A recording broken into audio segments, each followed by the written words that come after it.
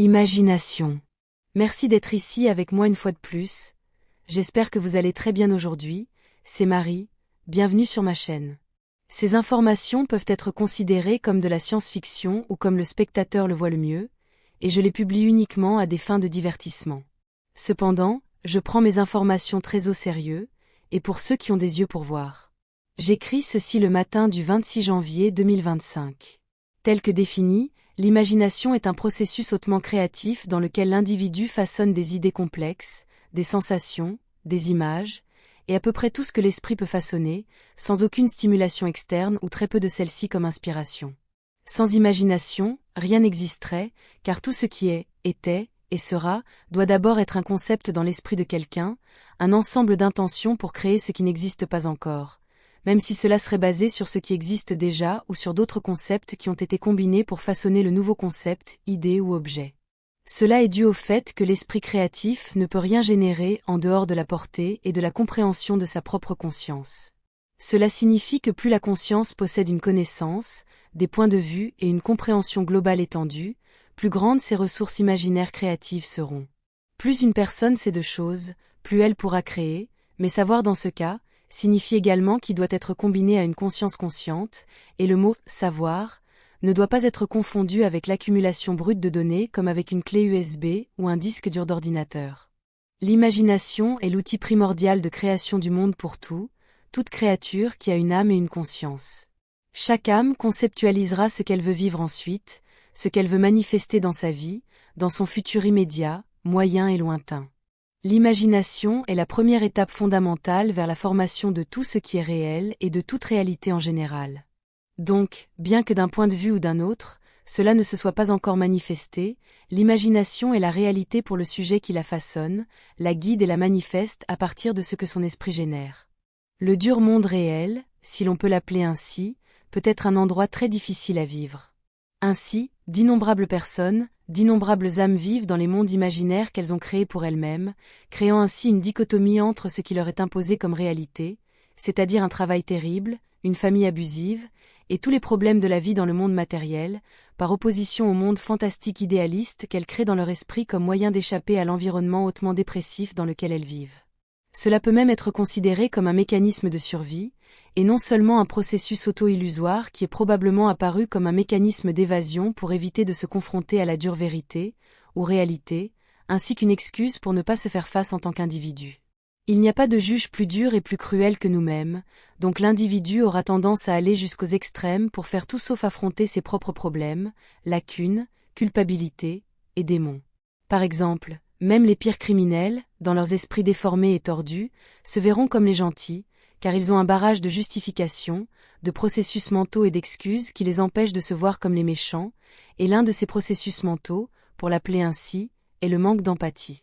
L'imagination est une fonction nécessaire pour créer ce que nous souhaitons et ce que nous ferons ensuite, et comme la loi des miroirs ou la loi de la manifestation le dicte, vous devez croire fermement et sincèrement que vous êtes déjà là, que vous avez déjà atteint ce que vous voulez, pour devenir une correspondance vibratoire avec ce qui est désiré.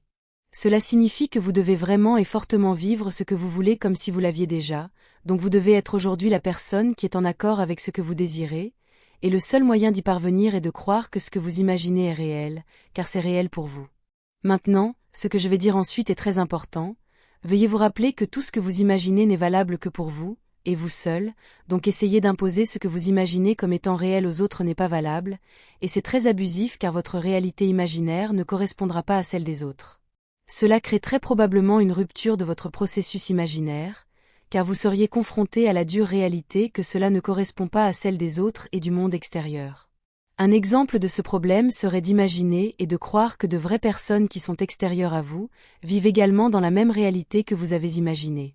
Donc, attribuer des activités et des actions imaginaires à de réels individus tiers, vivants et respirants, ne peut que causer des désastres. Supposer que tout ce que le sujet imagine est réel simplement parce qu'il l'a imaginé, ne peut être vu que comme le résultat d'un esprit mégalomane déformé. Cela dit, une imagination bien appliquée peut rapprocher l'individu de ses objectifs, même dans le contexte de se mêler à de vraies personnes, à condition que les droits de ces individus tiers soient honorés et respectés. Ce n'est que lorsque deux individus ou plus partagent les mêmes concepts et idées sur la réalité, qu'ils soient imaginaires ou non, qu'ils partagent le même royaume existentiel. Comme je l'ai mentionné dans une autre vidéo, de mon point de vue, il n'y a pas de royaume existentiel, de ligne temporelle, d'univers parallèle, de multivers, ou de tout concept, idée ou autre qui engendre une séparation de l'unité complète, qui serait la source elle-même. L'idée que quelque chose soit différent d'une autre ne peut exister que dans la dualité, qui à son tour est manifestée par les limites de la conscience de l'esprit. Un esprit sans limite de conscience ne peut être que la source, car elle est toute inclusive et dans la définition la plus étendue et complète du mot, et plus encore car les mots ne suffisent pas, et ne suffiront jamais à décrire la source. Plus un esprit est expansé, étendu et inclusif, plus il peut manifester. Il n'y a pas de royaume existentiel, de ligne temporelle, de densité, de dimension, etc., car ce sont toutes des créations de l'esprit de ceux qui comprennent et définissent chacune de ces parties arbitraires de la source toute inclusive. Si plusieurs personnes, plusieurs âmes expérimentent un royaume existentiel et pas un autre, c'est seulement parce que leurs fréquences et leurs vibrations sont suffisamment similaires pour correspondre aux idées et concepts des autres âmes qui ont individuellement et collectivement manifesté les concepts qui définissent les royaumes qu'ils expérimentent comme leur réalité, étant donné qu'eux aussi le co-créent. Ici, nous pouvons voir comment certaines âmes peuvent influencer d'autres à croire ce qu'elles veulent, surtout si elles occupent déjà une position d'autorité sur les nouveaux venus. Cela peut finir par être une situation très dangereuse car c'est ainsi qu'une matrice se forme, et c'est lorsque des personnes avec suffisamment de pouvoir et d'autorité, délibérément ou non, peuvent attirer d'innombrables autres personnes à croire ce qu'elles veulent, et à adopter ces idées artificiellement imposées comme une vérité universelle et une réalité.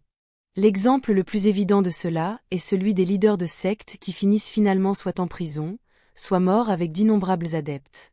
Pourtant, c'est aussi le même mécanisme avec lequel des réalités plus vastes sont générées, par exemple, la matrice sur Terre, où des millions acceptent les règles qui sont censées gouverner l'existence, le monde matériel, etc., dans laquelle les gens sont d'accord avec ce qui leur a été enseigné ou imposé comme réel, et croient en ce qui est possible et ce qui ne l'est pas.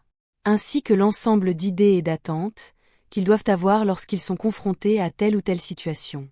Un exemple de ce dernier serait les idées qu'ils ont, ainsi que les attachements qu'ils nourrissent sur le concept de ce que devraient être les extraterrestres. En développant cet exemple, la plupart des gens ont du mal à accepter la plus simple de toutes les idées, à savoir qu'il y a plus de gens comme eux, plus d'humanité dans l'espace, vivant parmi les étoiles. Utilisez votre imagination de manière avisée, car c'est la base de tout ce que vous vivrez et manifesterez, surtout pour vous-même, mais gardez à l'esprit que vous ne devez jamais imposer ce que vous imaginez aux autres personnes qui font également de leur mieux pour créer leur propre expérience de vie. À moins que ces autres personnes ne soient d'accord pour suivre vos concepts, probablement parce qu'ils sont sur la même longueur d'onde. Utilisez et cultivez votre imagination créative, mais gardez à l'esprit que les personnes autour de vous verront les choses différemment. Ainsi, vous vivrez dans deux mondes différents, avec des règles et des priorités différentes, et vous devrez apprendre à vivre efficacement dans les deux mondes. Vous pouvez partager la même table, mais ce que vous vivez, votre vérité, est très différente. Défendez votre vérité et votre droit de croire en ce que vous voulez, en ce qui vous sert, mais respectez également les souhaits et les droits des autres. Manipuler les gens pour qu'ils croient en votre vérité ne produit que des esclaves de l'esprit, et une grande responsabilité incombe à celui qui manipule, surtout si le sujet invente des choses que de vraies personnes n'ont ni fait, ni dit. Tout ce que vous imaginez et croyez, est à vous et à vous seul, et à personne d'autre. Ce sera tout pour aujourd'hui. Comme toujours, merci d'avoir regardé ma vidéo, et d'avoir liké, partagé, et de vous être abonné pour davantage. Cela aide beaucoup cette chaîne à grandir. Et j'espère vous revoir ici la prochaine fois. Avec beaucoup d'amour et d'appréciation, votre amie, Marie.